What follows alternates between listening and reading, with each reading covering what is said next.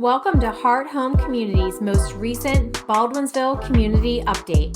I'm your host, Shelley Hoffman. Hey everybody, it's Shelley Hoffman, and I'm here with our monthly check-in with the Town of Lysander Supervisor Bob Wicks. How are you doing today? Well, like I said earlier, I'm a little under the weather too because I have some allergies, so I don't seem very animated today. It's not because I'm not interested. It's just I'm a little tired, that's all. I say it's not because the Town of Lysander isn't amazing. It's just the allergy season. My daughter's, her lungs are acting up, and I said, I bet you have allergies. I was talking to somebody else about that too. So, well, my daughter's my clone, so she diagnosed me and told me because I was out mowing my lawn, I couldn't finish the lawn, and I couldn't figure out, well, why can't I can't even finish the lawn without taking a break. And she said, you got allergies. Sure enough, put me on the that's not Claritin, it's Allegra. And that seems to work, but it does bring it down a little bit. It does. It's like I tell Tay, take the non-drowsy ones. Otherwise, she'd never get out of bed. She's a teenager. She could lay in there all day if she wanted to, right? Yeah. So what's been happening in the town since we last spoke? Well, we had the Earth Day cleanup on Brundage Road, and that went great. We had people from the Rotary.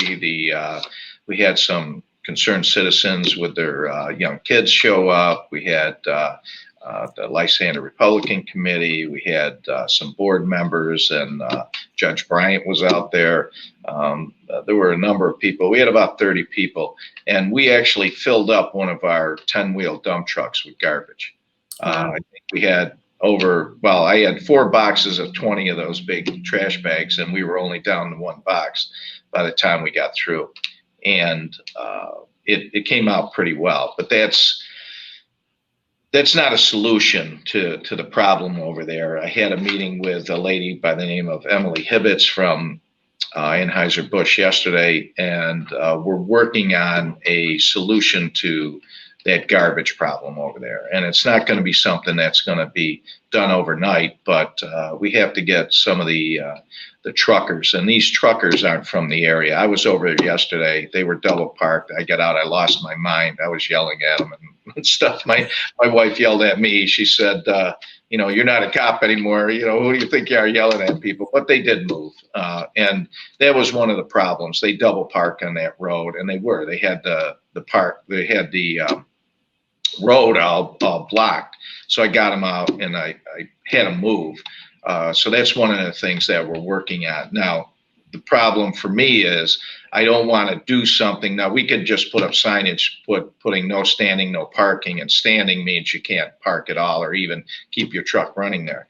But where are they going to go? Yeah. So I don't want to push them somewhere else and exacerbate the problem. So that's the problem for me and for Anheuser-Busch. How are we going to address the problem and not cause another problem in another area? I don't want to push them down on Phillip Street or down 60 Road or on 31. So we have to figure out what we can do with that. And we're working on that. But they did a pretty good job, and Anheuser-Busch is going to go out and right away. There is some garbage, not much, but I see cups and stuff already after a week and a half later. But they're going to go out and do some cleanup there. And one of the things that we talked about was maybe have volunteers from Anheuser-Busch once a month go out and clean up that area. So that can help as well. Yeah. We got a new parks director, Kevin Merrill, and he hit the ground running. I think Kevin's he came from Onondaga Parks, where he had a lot of experience. He was down in the Jamesville Park, so he had a lot of exposure to like the Balloon Fest and things like that. So I think he's going to bring some energy to the park. And if you look in the park, we're doing a lot of things over there right now. There's we started fixing up the park, the aesthetics of the park last year, and we're going to continue to do that. The house that's next to the park, you'll notice all the landfill there, and we're bringing in more fill. The more fill we can get for free, the less it costs to fix that. But we got $2 million in stimulus money, actually 2.5, but some of the money is going to the village. So our portion is about 1.9 to $2 million. That we believe we can use to fix that field over there. So if we can, that field should be done, at least house knocked down and all smoothed out, and the field under construction by the end of the year. That's what we're hoping. We're looking to put more parking in there. You're going to see we're going to redo the tennis courts and make some new pickleball courts. And pickleball must be, I don't know, we must be the pickleball capital of the world, because I get a lot of calls about pickleball. I love it.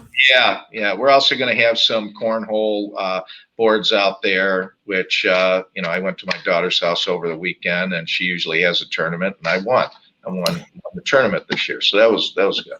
But so we're going to have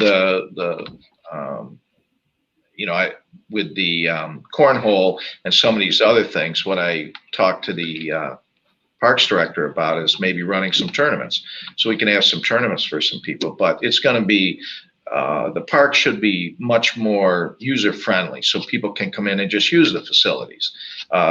You'll probably notice our fields are really crowded. We have, the fields are being used almost every day. And we had more people calling to use the fields, but they're actually all taken up. That's why we want to build some more. And then parking may become an issue. So we're looking at expanding the parking over there as well. So we're moving towards that. I think that people will like what we do with it. Also, our highway department has started redoing the roads. So they're in Radisson right now, redoing, milling and filling the roads, which means they tear off the top coat, and then they put down or take off the top, and then repair what's underneath, and then puts a fresh coat on top. So they of pavement. So those roads should be in pretty good shape for a while. They're going to finish up on Mott Road. They had the binder coat down, and they're going to finish the top coat, and the yards will be repaired after that. So as soon as the weather allows us, those areas will be done. So people on Mott Road, they should be done early this spring. And then they're going to be starting on Connell Terrace, which hasn't been done for 30 years. And I've had a few residents tell me, I'll believe it when I see it. Well, I'm pretty sure it's going to happen. I mean, so we go up and knock on their door. See, that road is in bad shape. The drainage up there is bad. The road is bad from some of the construction that was going up there. So by the end of that, should be done sometime by the end of August, early September, and it should be much better than it has been in the past. Well, that's good. And I'm sure it's on your list to talk about, but I've had a few people, and I've seen some posts on Facebook. We were talking about the warehouse that's supposed to be going out in the town of Lysander. Any updates with that, or any more information come through? Well, there's going to be, that's moved past the town board, and now it's in front of the planning board. So the planning board, I believe it's next week, they're going to have a public hearing on that. But that's moving forward. Most of the comments that I've received and the people in our office have received have been positive. I know there's a small faction of people that are against the warehouse moving in, but like any project, you're not going to get 100% buy-in with anything. But the amount of calls that we've gotten in favor of it, as opposed to the people that are opposed to it, are 10 to 1. And what people have to remember is every tax season, we get voluminous calls regarding the tax bill, the assessments. Keep our taxes down, keep our taxes down. Well, the people that are saying no to this project, how do they suggest we do that? If we don't bring in development that can spread out the cost of these taxes and with the school and the roads and everything, because all of those costs go up. You know, you have employee costs are going up, the cost of materials. I mean, just try to buy a house. You know, we were just talking a little while ago. I mean, a 2x4 last year was less than $3. It's $9 now. So everything's going up. So we have to look at how are we going to keep that keep the taxes flat. I had an older gentleman in my office that I actually helped him to find comparables to his house so he could go in and fight his assessment. And I think he's got a good argument after we looked at him. But you know, here's a gentleman. He's was a carpenter. He's got a small pension from the carpenters union. He's got his Social Security, and he just lost his wife's Social Security because she passed away in February. So we have a lot of people in this community that are on fixed incomes, and many people, if you throw $25 or $30, $40 on the tax bill, okay, you might not like it, but it's not like it's going to cause you any, you know, it's really not going to affect you that much. Individuals like this gentleman and other people like him, $20, $30, $40 does make a big difference. And those are the people that we're concerned with. You know, we want to keep taxes down for everybody, but we have to find ways, you know, smart development. And I think how much cleaner can you be than a warehouse? Now, I know some of the stuff that went out on that flyer, I read it. I think there's some exaggerations in there, and that's not from local people. That's not a local group that put that out. I don't know who put that out, but it wasn't anybody local. So it's from an entity or individuals outside of our town that are coming in for whatever reason. I had heard some thoughts that it may be from a competitor that's throwing that out because they don't want the competition, which makes sense to me, but I don't know if that's true or not. But, you know, I mean, you have a warehouse pretty clean compared to some other industries that you could bring in. And they're gonna really help out with the tax base without really putting any pressure. I know that flyer said that they're going to come through the village and things like that. I doubt it. Now, I can't say 100% for sure, but those trucks are most likely going to come off the thruway, come down 690, go to the warehouse, from the warehouse go back to the 690 to the thruway. That's what the 690 was designed for. They're not going to be coming through the village. Yeah. I mean, to your point, you can't necessarily control, but if they're using their GPS, like most people do, I can't imagine the GPS is going to take them through the village streets. It's not the fastest route. No, it's a prime location for us. It really is. I mean, that corner of our town has a very few homes around it, and the type of business that they do, the trucks will come in and then they just park. And then it's not like the trucks are running. They're going to park the trailers, pick up another trailer, and be off. So when they talk about the emissions and things, I mean, any vehicle has emissions, but they're not going to be sitting there idling. They're going to, it's my understanding, they dump the trailers off. The trailers are offloaded, then loaded. And the other ones that were already loaded are picked up by the tractors and taken down to the thruway. That's my understanding. So I think there's some exaggerations in there. But I guess the only thing I was thinking while you were talking, Bob, is go back to the beginning of our conversation. We were talking about Budweiser and the littering and things like that.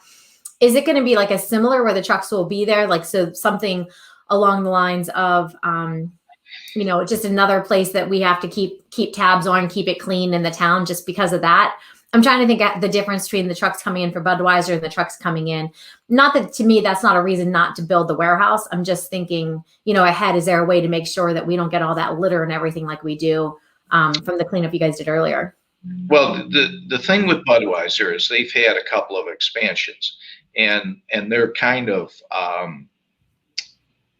at the end of where they can develop, so they don't have a lot of room for staging areas. Now, this warehouse has the areas within their property, that they're going to be able to stage the trucks. And like I said, they're not going to be staged like they are there. They're going to come in, offload them, and then take off with another one. It's my understanding. But even if they don't, if they have to wait around for a while, they're going to have enough room within their facility in the parking area and things like that to take the tractors in. So that shouldn't be a problem. And I know I've had conversations with the planning board, and they understand what the issue is. And we're like I said, with Budweiser, we're addressing that with Budweiser now, but we're also certainly looking at this new warehouse and making sure we don't have that problem with them.